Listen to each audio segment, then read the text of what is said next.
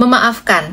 Apa sih keajaiban dari memaafkan? Setelah aku banyak belajar di dunia penyembuhan, terutama penyembuhan dari sisi energi, di mana ternyata dipelajari dari segala macam metode penyembuhan yang aku pelajari, memaafkan kemudian menjadi salah satu hal yang sangat penting untuk dilakukan dalam proses penyembuhan, ya. Jadi mau memaafkan seperti itu ya, mau memaafkan diri sendiri, mau memaafkan orang lain, mau memaafkan situasi atau kondisi di mana rasanya seorang pasien itu marah, itu menjadi sangat penting.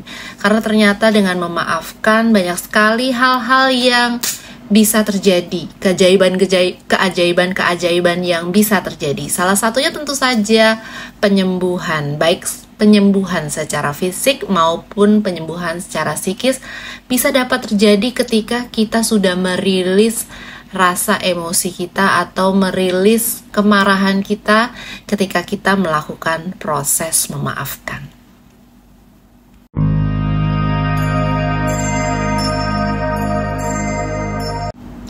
Atma, namaste. Halo teman-teman semua, apa kabar? Semoga semuanya selalu dalam keadaan yang sehat dalam lindungan Tuhan. Saya Ivani Chandra, seorang praktisioner beberapa metode penyembuhan, baik secara fisik maupun secara psikis. Hari ini aku akan bahas tentang keajaiban dari memaafkan.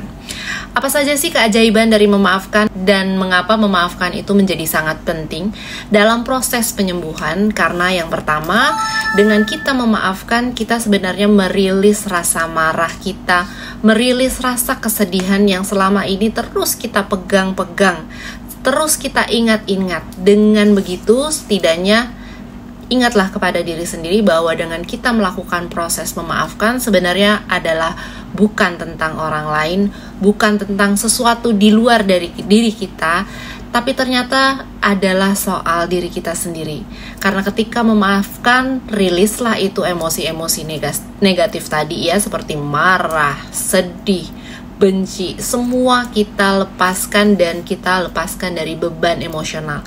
Ketika kita sudah tidak punya beban emosional tersebut, artinya kita sudah siap untuk maju selangkah untuk proses penyembuhan. Keajaiban memaafkan yang kedua adalah soal rekonsiliasi. Ketika memaafkan orang lain terhadap suatu kejadian tertentu yang membuat marah, kita dapat memperbaiki hubungan, dan ketika memperbaiki hubungan itu sudah terjadi, akhirnya hubungan antara kedua belah pihak ini dapat menjadi lebih harmonis. Dan ini bukan hanya soal salah siapa sebetulnya, tetapi balik lagi ke diri kita sendiri.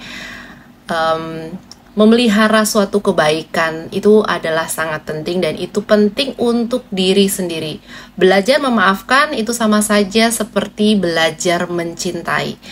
Kita perlu loh untuk belajar mencintai, belajar memahami, belajar ikhlas untuk mencintai orang lain, mencintai situasi, menjadi lebih baik lagi dalam menjalankan hidup. Karena tujuan kita hidup di dunia salah satunya adalah untuk menjadi lebih baik. Itu adalah keajaiban yang kedua.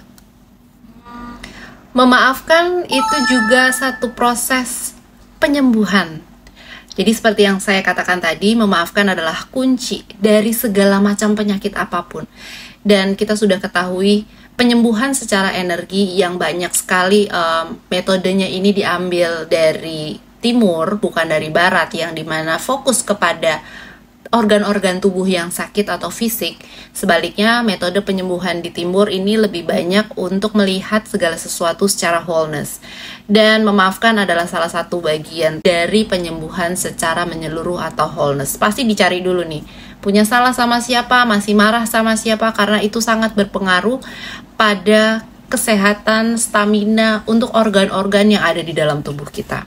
Sebut saja misalnya penyakit hipertensi, itu biasanya karena kita menahan kemarahan. Dan penyakit liver itu biasanya karena juga masih memendam dendam atau masih tidak mau memaafkan. Keduanya ini sangat erat kaitannya ya, hipertensi dan lever. Itu sangat erat kaitannya. Itu adalah soal emosi yang biasanya menyerang di daerah cakra solar plexus.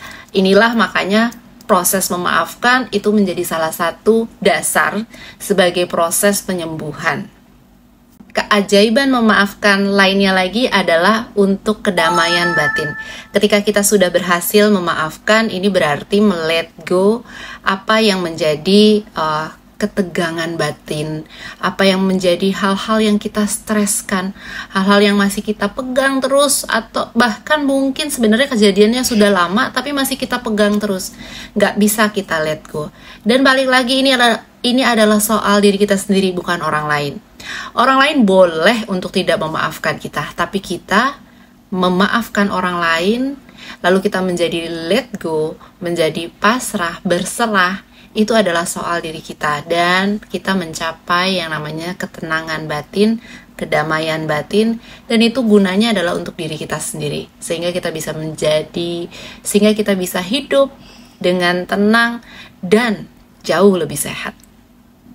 Yang nomor 5 adalah tentu saja dari memaafkan ini kita bisa naik kelas atau bisa mempelajari sesuatu. Kalau kita tidak mau memaafkan atas situasi atau kondisi, ini artinya kita masih di bab yang sama dalam kehidupan. Padahal sebenarnya kita mau kan naik kelas, dan ketika kita sudah berhasil mau memaafkan, melihat jauh lebih besar daripada masalah itu sendiri, pada akhirnya kita bisa mengambil kesimpulan, kita bisa mengambil suatu pelajaran. Kita bisa menilai bahwa kalau misalnya orang yang kita ajak ribut atau orang lain yang ajak ribut sama kita, kita bisa melihat bahwa oh, orang ini ternyata jiwanya masih seperti itu. Aku tidak, aku bisa lebih tinggi dari itu. Walaupun mungkin orangnya lebih tua, lebih besar, lebih kaya, tapi sangat penting bagi kita sendiri, kita bisa melihat di atasnya, kita bisa mengambil pelajaran atasnya, gitu ya. Kita bisa melihat atau berada di luar dari kejadian itu, sehingga apa sih bab-bab yang masih harus saya pelajari. Ingat, kalau kita belum bisa memaafkan, kalau kita belum bisa mengambil pelajaran dari kejadian yang sudah kita alami sebelumnya dan kita masih berkutat di situ, kita masih akan mendapatkan PR yang itu-itu aja. Padahal di dalam kehidupan ini sebenarnya kita mau naik kelas kan, kita mau dapat PR-PR baru supaya nanti selesai dari kehidupan kita ini, kita menjadi orang yang jauh lebih baik lagi. Keajaiban memaafkan yang selanjutnya adalah tentang kontrol atau tentang pengendalian. Ketika kita bisa memaafkan situasi tertentu, bisa memaafkan orang lain, memaafkan diri kita sendiri, dan itu artinya bahwa kita sudah bisa mengendalikan hidup kita.